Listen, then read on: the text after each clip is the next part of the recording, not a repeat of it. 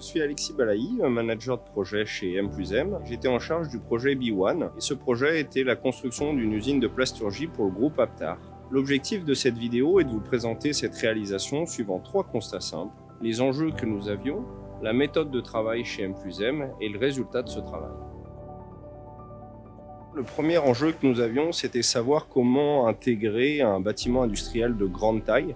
C'est un bâtiment qui fait 25 000 m2 avec un usage industriel, ce qu'on était soumis à la directive des grandes industries européennes, dans un environnement qui nous paraissait pas forcément au premier abord très compatible avec cet usage. Des habitations très proches sur la partie basse, une zone forestière accolée au site sur la partie haute et qu'il était coupé en deux par un chemin public.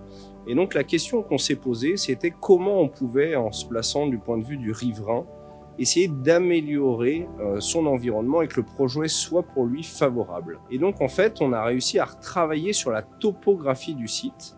Et au final, l'atout est que ce retravail a permis de proposer une entrée naturelle accueillante. On a supprimé les bâtiments qui étaient existants sur la partie basse et qui coupaient la vue pour le riverain. Et aujourd'hui, il a retrouvé de la vue et un aspect végétal qui lui donne un cadre beaucoup plus favorable. La question de la productivité était un vrai enjeu du projet, et notamment la question des flux à la fois humains et des flux marchandises. Et donc on a essayé de se poser la question de qu'est-ce qui pouvait être créateur de liens sur ce gros projet. Est-ce que c'était mon bureau? Est-ce que c'est mon poste de travail dans l'usine, le réfectoire, l'entrepôt, les locaux techniques? Et le résultat de ce travail, c'est qu'on a identifié que l'entrée pouvait être un vrai lieu créateur de liens pour que les hommes et les femmes puissent se rencontrer, qu'on n'ait plus la ségrégation d'antan des cols bleus et des cols blancs. Tout le monde rentre par le même endroit, se rencontre, partage des moments et demain pourra être productif avec les autres dans ce futur site.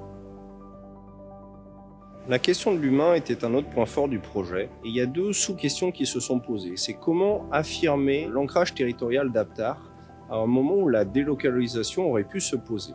Et la deuxième, c'est comment conserver et attirer les talents dans une région oyonnaxienne qui est en plein emploi et donc très concurrentielle. Afin de traiter cet enjeu, nous avons essayé de nous poser la question de comment proposer aux collaborateurs une connexion avec son lieu d'habitation et sa ville, et un lieu dans lequel il se sent bien. Le résultat, c'est qu'on a réussi à concevoir un bâtiment dans lequel il y a des grandes surfaces vitrées, à la fois sur les façades et la toiture. Ce qui a un premier avantage, c'est de pouvoir proposer de l'éclairage naturel, la majorité du temps pour le collaborateur. Et le deuxième, de pouvoir le connecter avec cet environnement qui est magnifique, un environnement de forêt. Et donc, peu importe où le collaborateur se trouve, il a des vues directes sur l'extérieur. Et ainsi, il se trouve dans un espace où il se sent bien. Nous avons voulu avec Aptar que ce projet soit un pilote suivant 2 aspects: la sobriété énergétique et la biodiversité. On s'est donc mis au travail pour imaginer un bâtiment qui était performant, c'est-à-dire un bâtiment qui a besoin de peu d'énergie pour fonctionner. Et par exemple, on peut prendre la toiture blanche qu'on a mis en place, qui réduit le besoin en climatisation de 20% par rapport à un bâtiment classique. On a essayé aussi d'imaginer les synergies qui étaient possibles entre le bâtiment et le process.